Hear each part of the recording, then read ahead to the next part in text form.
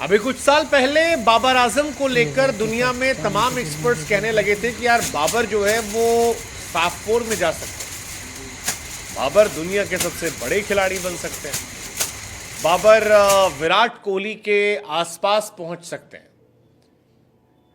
बाबर को लेकर दुनिया के क्रिकेट में दुनिया भर की बातें चल रही थी।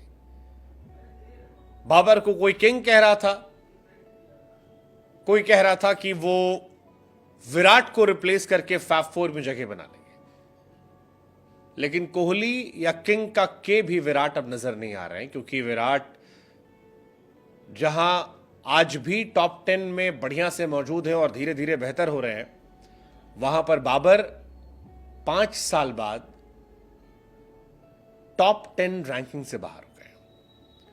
बांग्लादेश के सामने टेस्ट सीरीज से पहले बाबर आजम 3 नंबर पर खेलते थे, दुनिया के 3rd नंबर के प्लेयर थे, लेकिन 5 साल बाद जब नई रैंकिंग आई तब बाबर आजम टॉप 10 रैंकिंग से बाहर थे। और ये बहुत बड़ी बात है, क्योंकि टेस्ट क्रिकेट को क्रिकेट की दुनिया में सीरियस तौर पर ले आता है।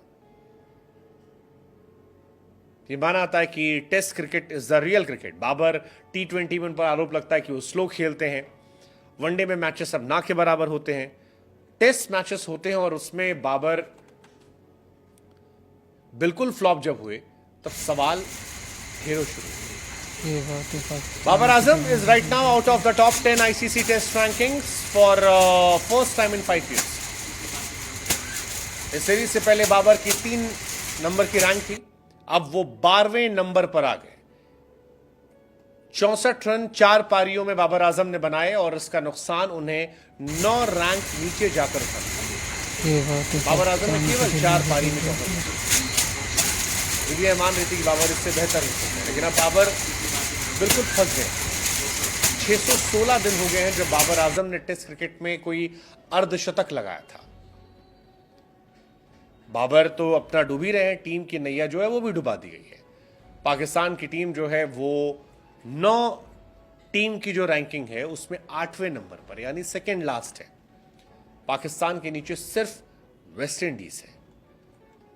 पाकिस्तान की इतनी घटिया रैंकिंग 1965 के बाद हुई है। पाकिस्तान क्रिकेट फिलहाल भारी टेंशन में है और फैंस कह रहे हैं कि पाकिस्तान को जब बाबर की सबसे जरूरत थी तो सबसे पहले जिसने हथियार डाले वो बाबर आजम थे। पहली पारी में 0, दूसरी पारी में 22, वो भी 0 पर ड्रॉप होने का, फिर 30 और 11। पाकिस्तान को इंग्लैंड ने हरा दिया, बांग्लादेश ने हरा दिया, अब इंग्लैंड आ रही है, वो भी मानकर बैठे हैं कि हम भी कूट कर जाएंगे।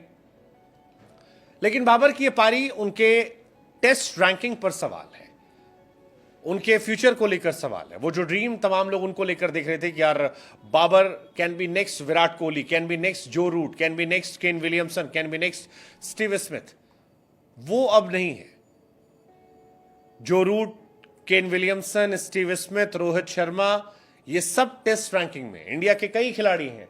इंडिया से रोहित है, जायसवाल है, लेकिन बाबर दूर दराज तक नहीं है। बाबर की आखिरी 16 पारियों को अगर आप देखेंगे तो 14, 24, 27, 13, 24, 39, 21, 14, 1, 41, 26, 23, 22, 31, 11, ये बाबर आजम की पारियां हैं।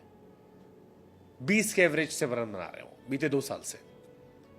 इसीलिए शायद मजाक उड़ना शुरू हुआ है कि जिम्बाब्वे, बहुत सारा मजाक उड़ रहा है। आखिरी शतक जो उनका था वो नेपाल के सामने था। कभी विराट को लेकर कहा था दिस टू शैल पास से स्ट्रांग, आज दुनिया कह रही कि बाबर भाई आपका तो करियर ही पास हो गया। जवानी में जब पीक करना था तब खत्म हो गया। उस पोस्ट के बाद से विराट बाबर को 0 मैन ऑफ द मैच मिले, 0 शतक उनके रहे, 0 छक्के एशिया कप में रहे, 0 50 से टेस्ट क्रिकेट में रहे, 0 मैच विनिंग पारियां उनकी रही, कुछ भी नहीं रहा। अफगानिस्तान से हारे, जिम्बाब्वे से हारे, USA से हारे, आयरलैंड से हारे, सब तरफ हार, खत्म हो गए बाबर आजम। सवाल फिर वही कि इतना गंदा डाउनफॉल कैसे, टेस्ट में, ODI में, T20 में। It's been more than 2.5 years। Babar Azam बिल्कुल खत्म हो गए।